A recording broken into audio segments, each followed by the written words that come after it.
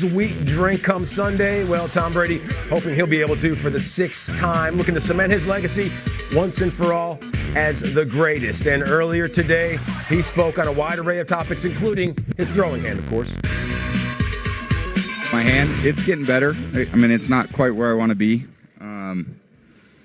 So I'm just trying to protect it the best way I can. It's obviously a very important part of my body for a quarterback.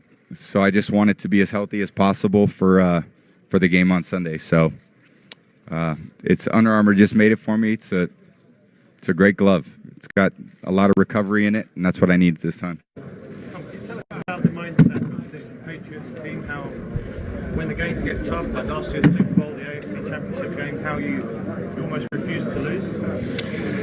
Well, I think there's a great belief. No matter what the circumstance, that we have enough to overcome it. I don't think we want to try to overcome that again this year. That was pretty tough to do. Hopefully we can get a lead, play from ahead, play on our terms. We talk about that every week. That's really important. But I realize it's a 60-minute game, and however it shakes out, whether ultimately you've got to figure out how to win in the fourth quarter. And if it comes down to that, we got to have confidence that we can go down the field and score to win the game. How are you in those moments? Are you calm? Are you excited? I'm pretty calm all the time.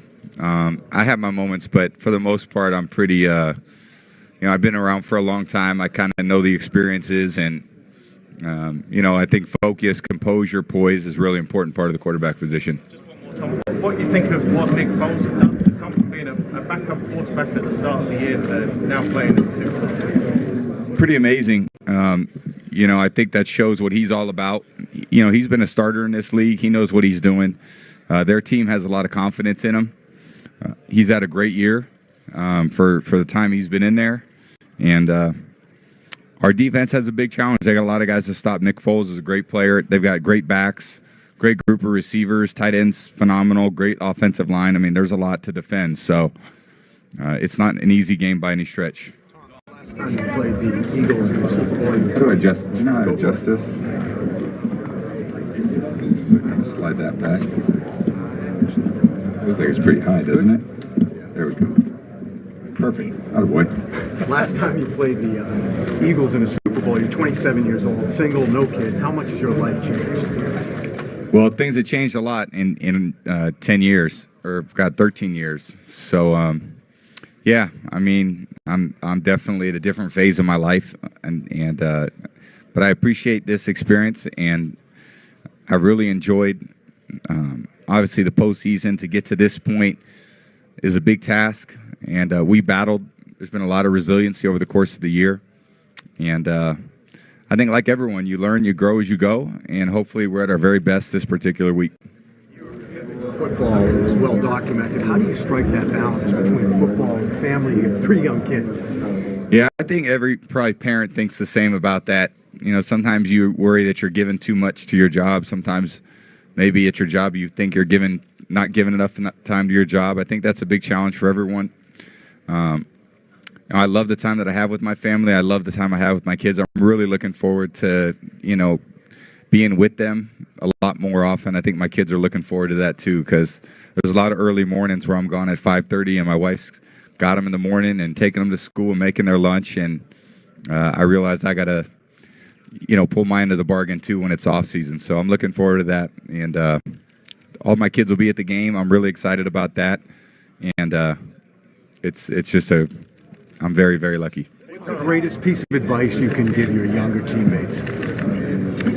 Well, my younger teammates, we've been on this journey together, and I think we get a lot of coaching from not only the veteran players but our coaches, and just getting everybody in the right mindset is so important. We've all got to be on the same page. So I try to do my best to communicate what I think is appropriate at the right time. I think that's part of being a leader on the team, and obviously having a lot of experience as a veteran, I feel like I can give some people advice that has some credibility, but I think there's a lot of other great leaders.